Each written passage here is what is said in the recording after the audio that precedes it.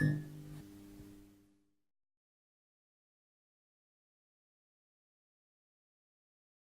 I'm Scott Hollis.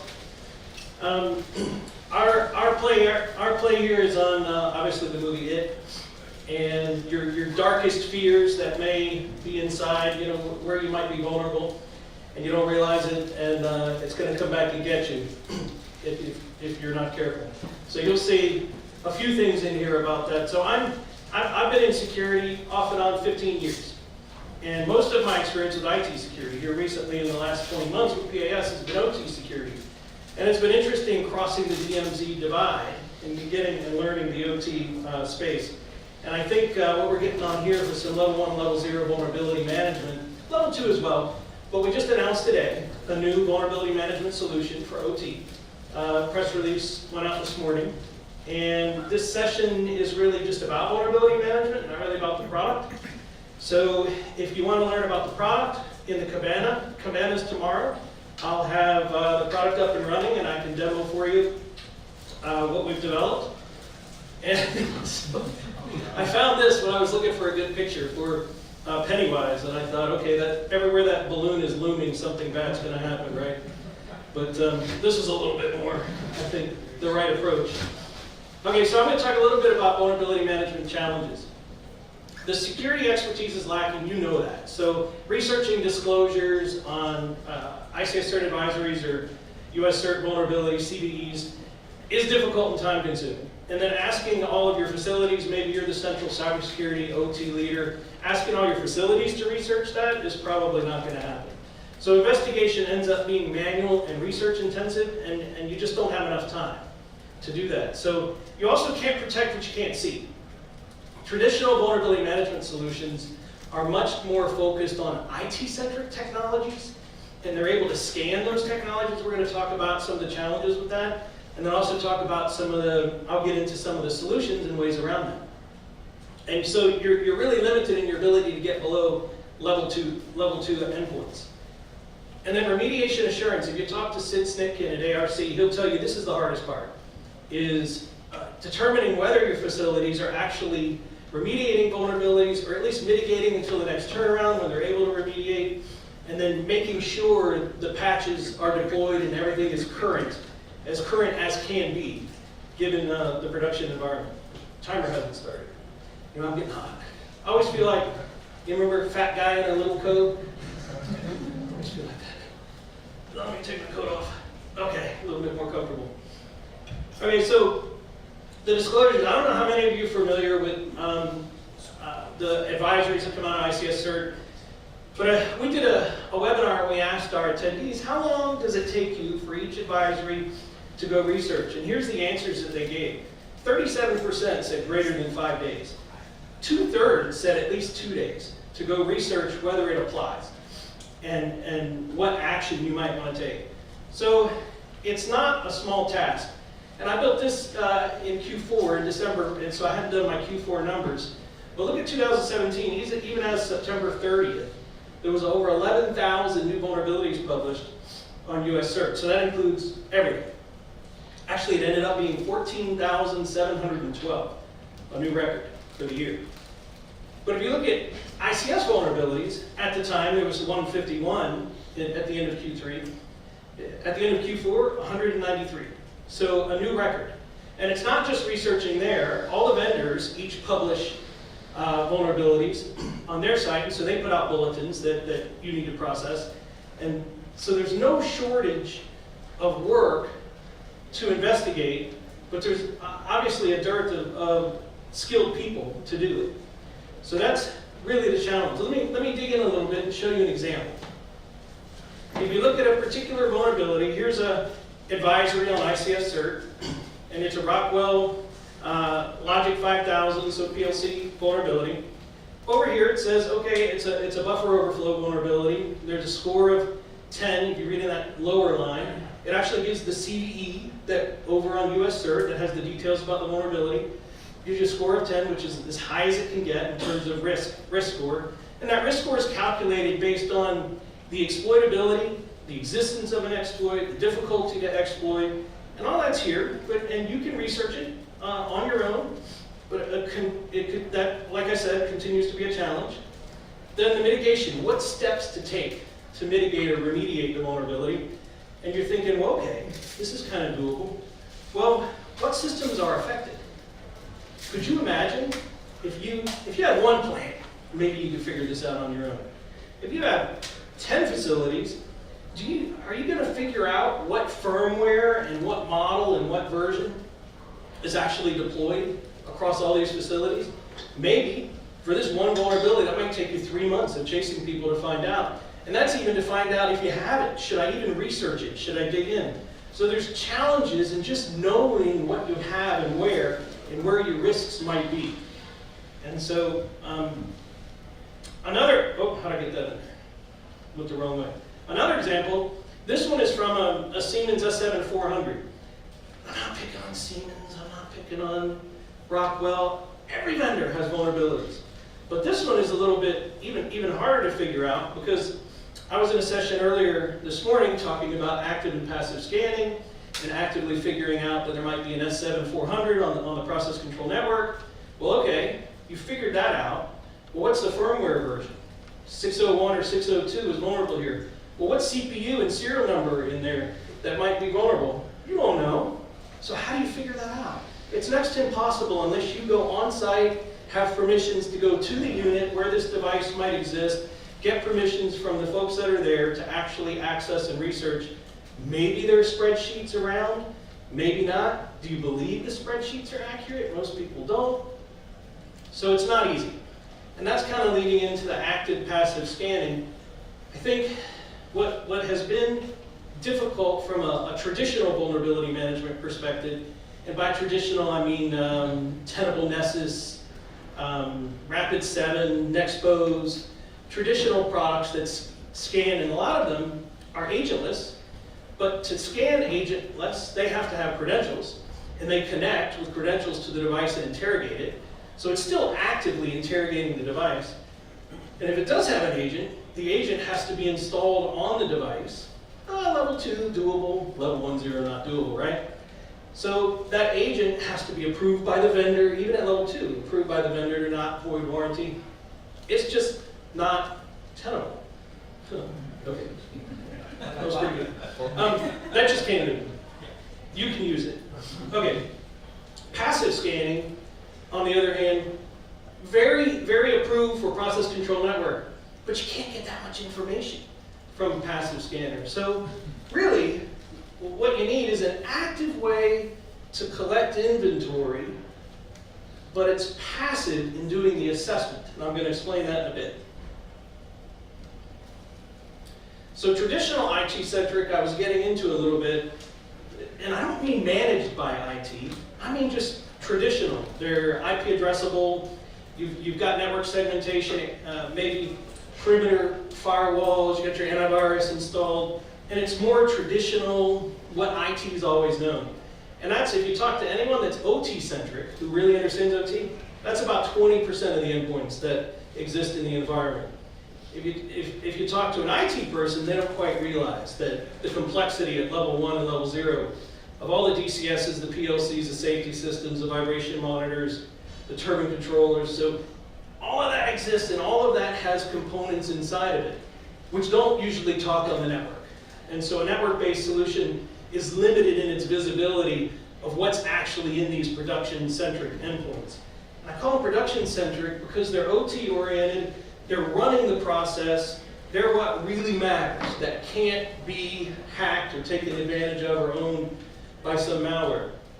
And you know, Triton Trisis, Hatman, I don't like Hatman, but Triton Trisis obviously was malware geared at Triconix safety systems. And it did a good job of owning a few safety systems at a firm in the Middle East. But it wasn't intended, everybody believes it wasn't intended to actually, they were doing more investigation or research rather than actually trying to take something down. They did take the plant down, but they didn't intend to.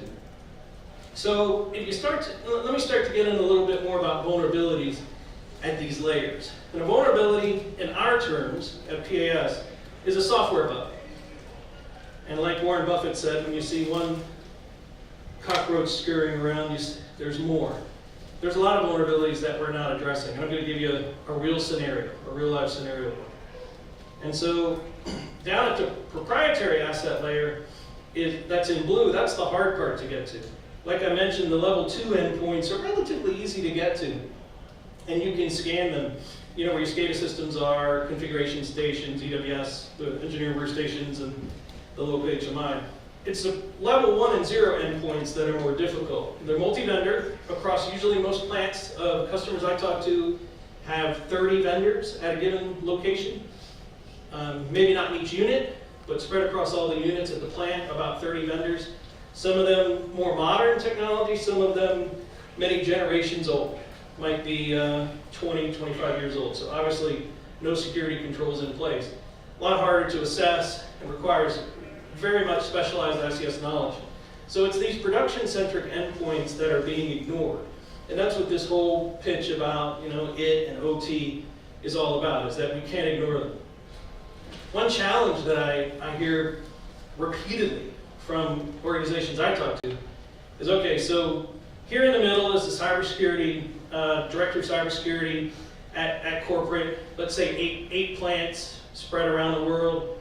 Well, how do you know what exists? Well, first off, it's in spreadsheets. You got to try and get spreadsheets from everyone to even know what you have.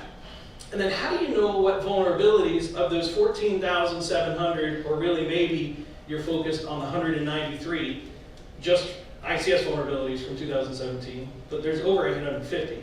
But maybe you're researching those and you're trying to keep up, you're trying to match. Is it something I should be concerned with or not?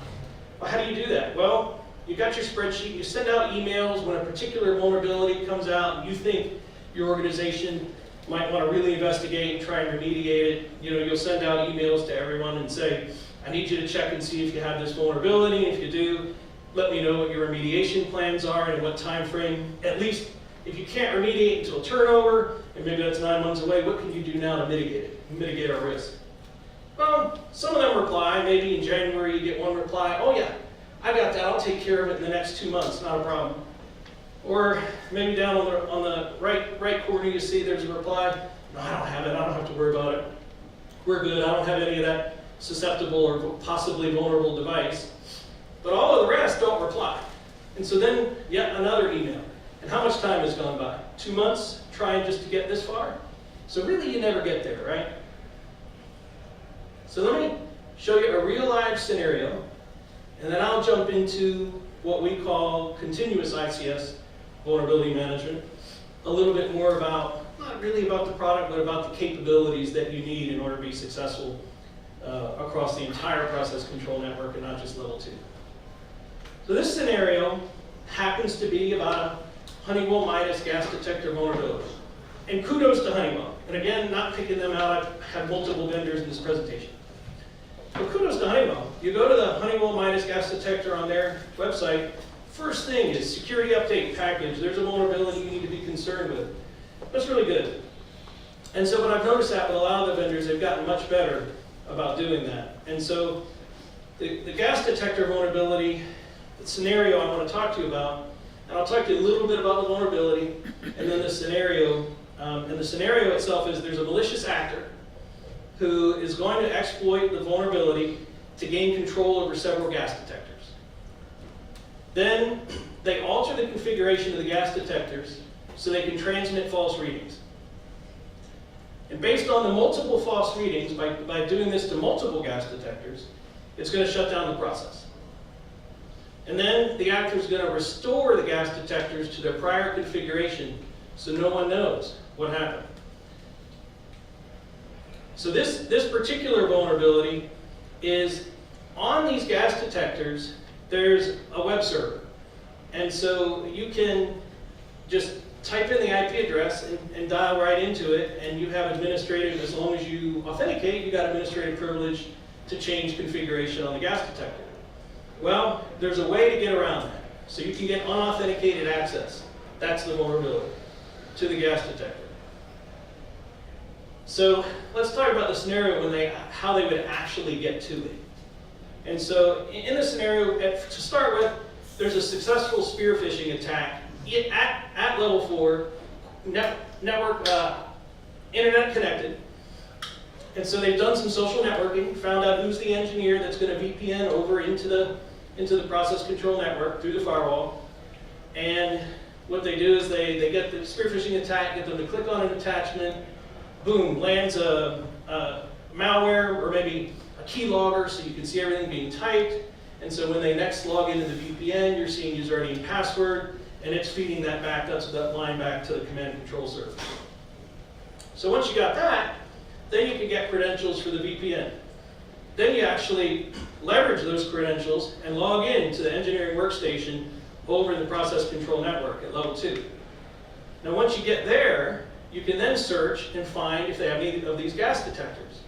Usually where there's one, there's more than one, because it's a sensitive process. So they want to check if there's explosive levels of gas present. So they want more than one gas detector to give a reading, so there's usually multiple. But then, once it finds that, they exploit the vulnerability to actually get access to the administrative page of the administrative application that's on the device. So what can they do once they get there? Well, this is from user manual on the internet. So, one of the things you can do, you can recalibrate. So you can change the span settings, you can change the LEL, the lower explosive limit.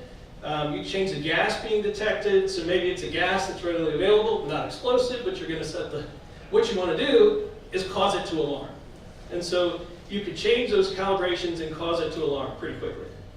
Another thing you could do, and it's interesting, you could actually simulate a fault.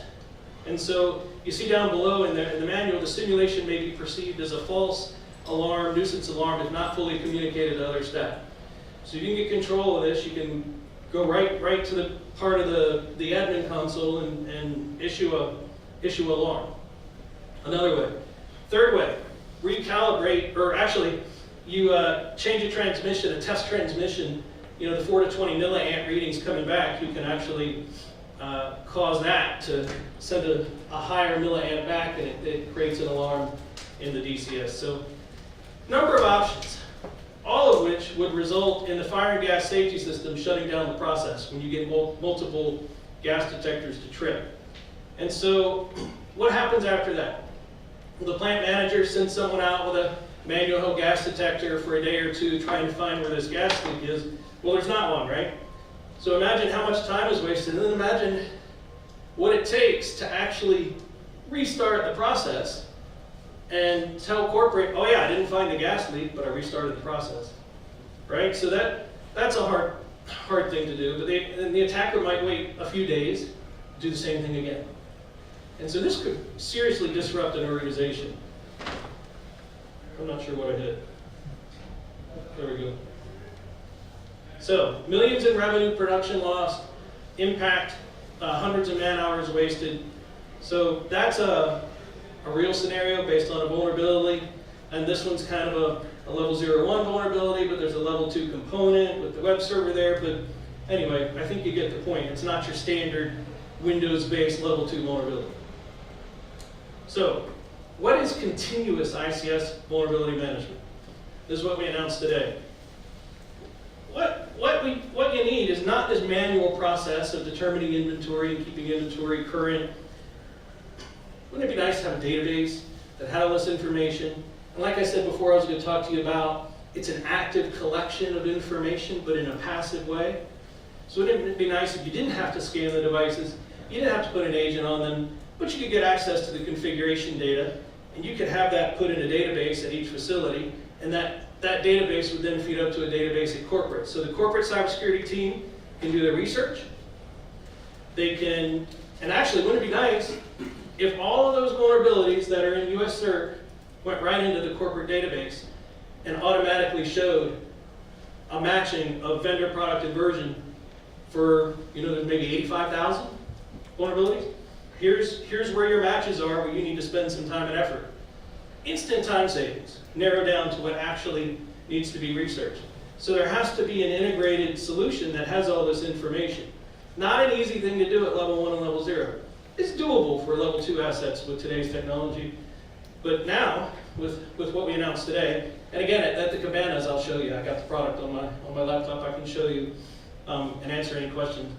But if you had a view where you knew where you were most vulnerable and where they were and were not remediating, and if they're not remediating in the time frame that you need, you can know that. So it isn't just about matching vulnerabilities or identifying possible vulnerabilities. It's managing the whole remediation workflow process. And this is the part that Sid would tell you is the hardest part. And what I hear from customers is, yeah, I can research and figure out if I might, it's a lot of work, but I can figure it out if I might have it somewhere, but I can't make sure that it gets remediated. I can't track mitigation. So actually, over time, you want to reduce your risk. The green line is tolerable risk, and every organization says, I know I'm going to have risk, I need to minimize my risk. Over time, that actual risk will go down. And what happens is you might manage some vulnerabilities and reduce risk, and then change happens. And when that change happens, vulnerabilities maybe get reintroduced. Maybe someone takes a backup of a PLC that had a vulnerability, and it's sitting there, and over time, the PLC fails, they bring a spare in and then reload that image. But in the meantime, you had remediated the vulnerability, and now it's back, right? That happens all the time in the IT world. Not as frequent in the OT world, but it happens. So the continuous ICS vulnerability management is knowing what exists in the environment, what assets and endpoints exist, and then also knowing continuous updates to that, currency of that, and then also continuous updates from the vulnerabilities that are being posted in the National Vulnerability Database, US CERT. Doing that assessment automatically, prioritizing, or really enabling you to prioritize which vulnerabilities should be addressed first and where, and then tracking that remediation and mitigation in the organization. And some organizations aren't doing anything at level 1 and level 0. I'd say most that I've talked to are doing very little about addressing vulnerabilities level 1 and level 0. They're focused mostly on level 2, if anything at all. So I think this is a pretty big leap forward. And being able to measure over time how things are progressing. Ultimately, it's to reduce risk. It's to reduce the attack surface on these endpoints. Because more and more and more we're seeing that attacks are happening, and they are getting through our defenses at the perimeter. Our antiviruses are not necessarily up to date, and so it's just a proactive approach to vulnerability management. So to do this, again, you need an evergreen inventory that's not just there's a Siemens S7-400 on my network. It's exactly what firmware, what model, what CPU, exactly what's on the device. Embedded National Vulnerability Database and patch data in the product, so you're not having to go research on your own separately. And I say and patch data, like Microsoft patches. So for level 2, that also goes automatically into the product. And for patches and managing upgrades of control systems, PAS doesn't actually apply a patch, PAS doesn't change anything. This is about detecting that it's there, helping you manage the process and improve effectiveness over time. That's what we're doing. So triaging and prioritizations, giving you views. You can look at what CVSS scores for what locations and prioritize what to address. And I mentioned the remediation workflows to help manage, which plant and which facility is improving or following procedure and meeting timeframes for, what I call SLA, service level agreements, on how quickly these vulnerabilities will be patched or addressed. And so one of the challenges is some products will give you a view at each facility. They're independent at each facility. Some products give you a view at corporate. Very few give you both, and give you not only security analyst or cybersecurity analyst views and management views, but you need that. And you need a wall of fame, which is really a wall of shame. So you're trying to get the sites to see what the other sites are doing and try and, you're calling out the sites that are doing well, but at the same time you like that certain sites are not keeping up with what they should be. So I guess, I don't know if I hit my time. I'm supposed to do 30 minutes. What time is it? Okay. Oh, perfect. Okay, so I can answer questions. I have time for questions. And if you ask questions. I have the balloons back here. Oh, you got some? Okay. Yeah. I have some here too. I can't see very well though. I might hit you in the head. Questions? Scott, on your, you mentioned prioritization, and it's always been an issue around vulnerabilities. On the IT side, there's been different takes on how to prioritize vulnerabilities. And of course, a lot of these environments too super mixed, right? So how are you planning to, this is maybe more of a product question, how are you planning to do prioritization of those vulnerabilities from the standpoint? Okay, in case the question couldn't be heard for the recording, the question is about how does PAS help organizations to prioritize which vulnerabilities should be addressed first? And the answer is there's a CVSS score with each vulnerability. So based on the CVSS score, and not just based, but multi-part answer here, first part, there's a score of how risky the vulnerability is based on how exploitable it is and what the consequences, the potential impact. So we provide the ability to search by CVSS, so you can go by location, or you can go by corporate, or you can go by unit, and you can search on, and you could even say, only show me where the CVSS score is 9.0 or higher. So really the critical. And so you can narrow yourself down to focus on the most critical vulnerabilities. You can also, from a risk perspective, summarize what your most risky sites are in a trend view in the dashboard, and you can see where your CVSS scores are the highest, or you can see where your count is the highest of vulnerabilities. A lot of times the count of vulnerabilities is not as useful, because you could have one vulnerability that's a 10 and could impact, bring the plant to its knees in an unplanned outage. But you have both views in the dashboard. You can see which plants are most vulnerable, and you can see which plants and facilities have the highest CVSS scores associated with them. So there's things like that that give you the ability to prioritize. But some of the work is on you to make those decisions. I got him one. I gave him one. So if you're saying that you're doing everything passive, Yes. but yet the system has to have detailed information. Yes. How are you? Okay, the question is, the system has to have detailed information. We're doing our assessment. We're comparing the vulnerability database to the inventory offline on our system, not on anything that you own. We're getting the configuration data oftentimes from the configurator projects. So we'll copy the files from configuration projects maybe on a daily or weekly basis, depending on different customers set up different frequency. Sometimes we actually log into the UI, digitally and request a backup of the system and collect what's actually running in memory if the system supports that. But we're using the vendor's supplied, interface, and we're collecting that, and then we copy that file off. So there's some file copies and data that has to happen. But we've got 23, 24 years of dissecting all these 75 different proprietary vendor systems, actually config data, backup data. There's a byproduct that's good about that is if you have a failure or an outage or a hurricane comes through and you need to recover, we've got all the raw configuration files for all the systems. So there's a few byproducts of what's good about having this data centralized in one place, but that's how we do it. Okay? Yeah. Is this an add-on product to the Integrity suite, or is this built into that, or new functionality, or how is this going? Yeah, this is called cyber integrity. And PAS has had automation integrity in the marketplace for quite a while. And it pulls in the config data, the automation integrity, and has the inventory in one place. What we've done with cyber integrity is it's an add-on to that. And you get baselining, for compliance and deviations and management of deviations. You get policies where you have certain settings that you want to make sure are set in a certain range or a certain value. You want to know when the exceptions are to that. Vulnerability management, which we just announced. Patch management, tracking all the patches, the Microsoft patches. Those are the major features that are in there. Probably what most of our customers like in cyber integrity to start with, the foundation, is what we call the normalized inventory. Because all of these control systems, all these industrial assets have data in different places in different formats.